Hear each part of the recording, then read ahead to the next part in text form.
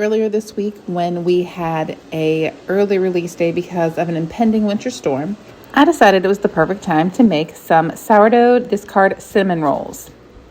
At night, of course, because obviously. I used a recipe from Wild Thistle Kitchen, and I started by warming 1 cup or 240 grams of milk, and then I added 50 grams or a quarter cup of sugar, and then 2 1/4 teaspoon or 7 grams of yeast, and then I let it bloom.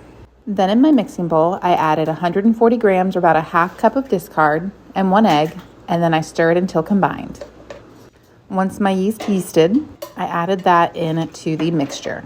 After that, I added 420 grams of flour, which is about 3 1/2 cups, a teaspoon of salt, and 56 grams or 4 tablespoons of butter. It was supposed to be softened butter, but since I did this spur of the moment, it was in the microwave, so it was part softened, part melted, but I don't think it was a problem. Then using my dough hook, I mixed it together until a very, very sticky dough formed. In fact, the first time I tried to get it off of the hook, I could not because it was so sticky. So I added in a little extra flour and then let it go for another couple minutes, and it was just perfect for where I needed it to be. After that, I covered it with plastic wrap, and it was time to let it rest for about an hour while I got myself and my littles ready for bed. Once all that was done, it was probably a little bit more than an hour, but close. Before I got the dough out, I went ahead and prepared for my filling. It was about 4 tablespoons or 56 grams of butter.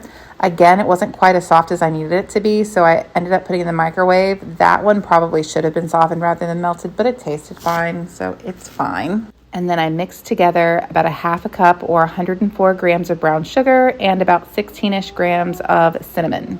Then it was time to get the dough out. It was so soft and fluffy, but also really sticky still, so I was a bit nervous at this point. I went ahead and greased my 9x13 pan, and then I attempted to shape it into a rectangle. It was not perfect by any means because it was still pretty sticky, but I did my best. I went ahead and added my butter, spread it out as best as I could, because again, I probably should have let that soften the whole way, but you live, you learn. And then to that, I added my mixture of cinnamon and brown sugar and spread it out with my hands, doing the best job that I could to make sure that it covered everything pretty evenly. It probably would have been easier if the butter had been softened rather than melted, but we do the best we can.